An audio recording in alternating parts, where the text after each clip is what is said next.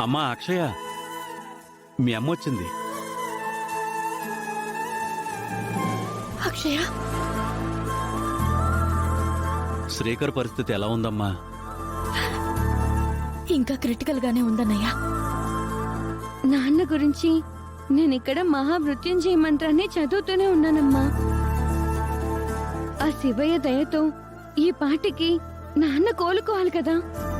మనిద్దరం కలిసి నాన్నని బ్రతికించుకునే ప్రయత్నం చేద్దాం. నువ్వు కంగారు పడుకో. మీ ఇద్దరూ కలిసి ఎన్నోసార్లు ఎన్నో అద్భుతాల్ని చేశారు. మీరు తలుచుకుంటే శ్రీకర్కి పునర్జన్మను ప్రసాదించగలుగుతారు. మీ ప్రయత్నం వదలకండమ్మా.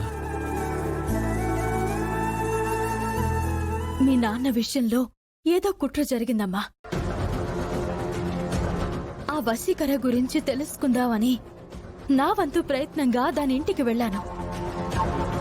అసలక్కడ ఆ వశీకర కాదు కదా, దాని ఇల్లు కూడా లేదు.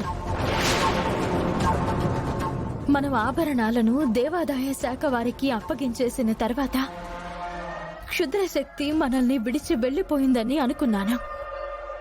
లేదమ్మా, దాని ప్రభావం ఇంకా మన మీద పడుతూనే ఉంది.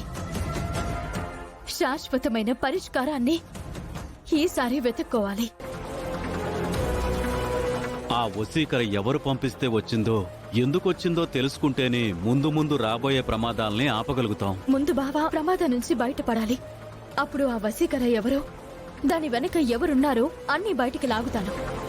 ఎటూ వచ్చావు కదమ్మా, అక్షయ్తో ఈ పాలైనా తాగించమ్మా.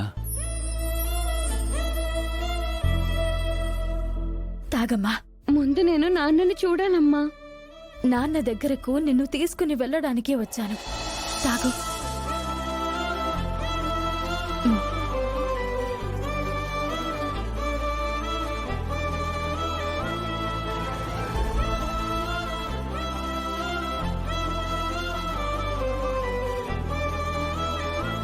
నీ ఫంక్షన్ ఎంతో సంబరంగా జరిగిపోయిందిలే అని సంబరపడ్డాను.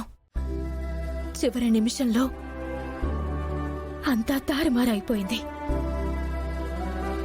మీ నానమ్మ వాళ్ళు ప్రతి విషయంలోనూ మనల్ని దోషుల్ని చేస్తున్నారు.